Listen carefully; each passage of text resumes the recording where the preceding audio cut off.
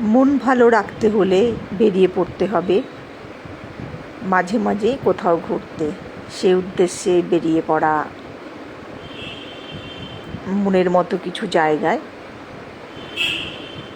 আমার পেজটাকে ফলো করো, লাইক করো, শেয়ার করো আর সাবস্ক্রাইব করো। প্রচুর প্রচুর ভালোবাসা দিও।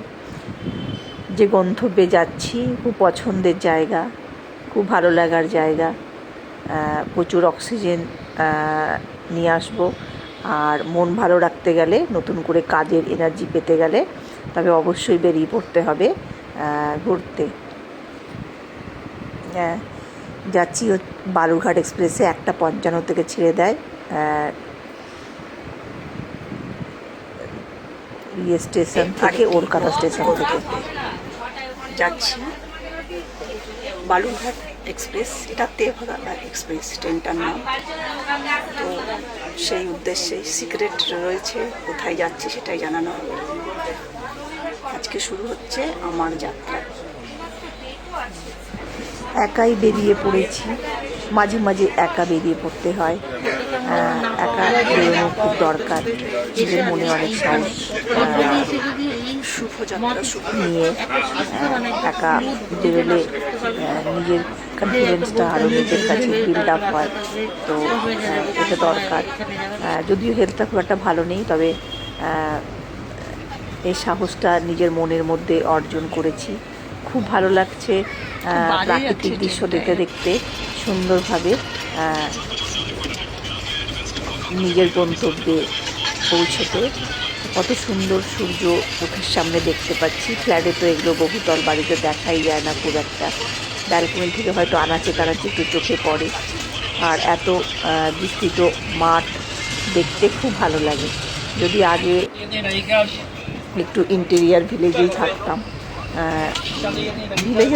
ইন্টেরিয়ার নয়, বাবা যেহেতু রেলে স্টেশন মাস্টার ছিল, রেলের সামনে কোয়ার্টারই থাকতে হতো।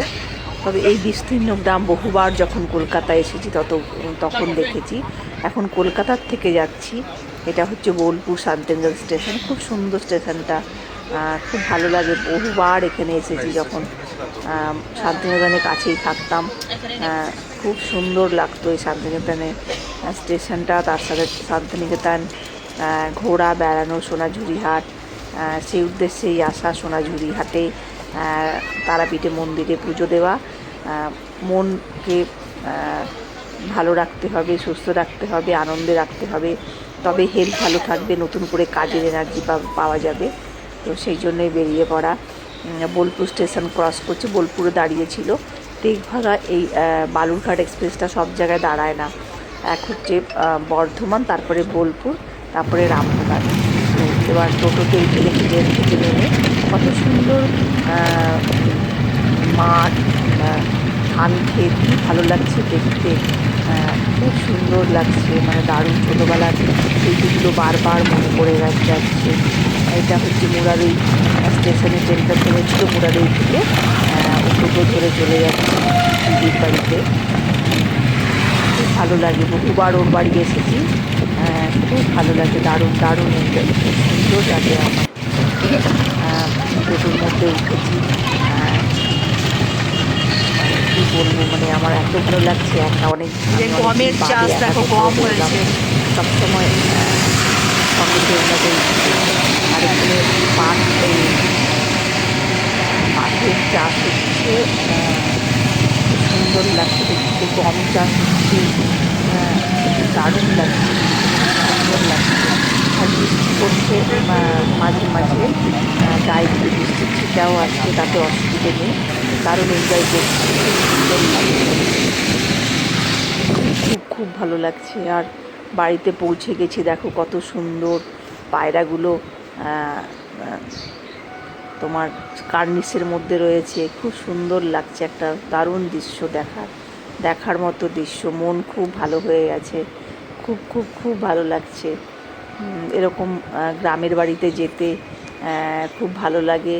আর পায়রার ডাক, বসন্তকালে কোকিলের ডাক, এইসব ডাকগুলো এত সুন্দর লাগে। গ্রাম্য পরিবেশ, বারবার কবিতার কথা মনে পড়ে যায়। জীবনানন্দ দাশের কবিতা খুব ভালো লাগে। ধানসিঁড়িটির তীরে আর দেখো এখানে পাটের চাষ হচ্ছে, হবে গম চাষও হচ্ছে, গমের এটা গমেরই মনে হচ্ছে তোমার লাগিয়েছে।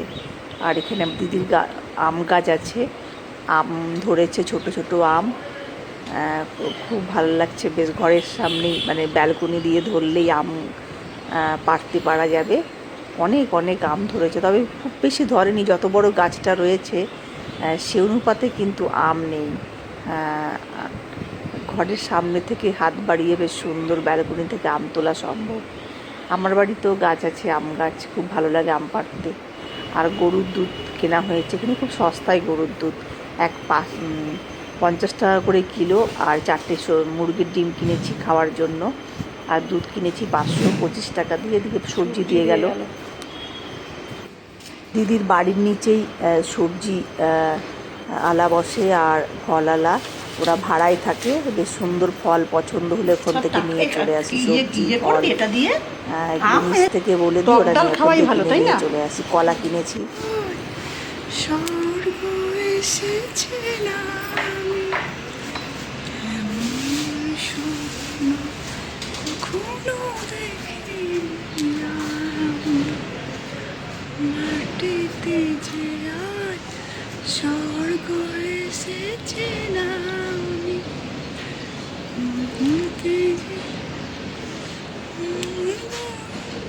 আজকের মতো এখানেই। আমার পেজটাকে ফলো করো, লাইক করো, শেয়ার করো।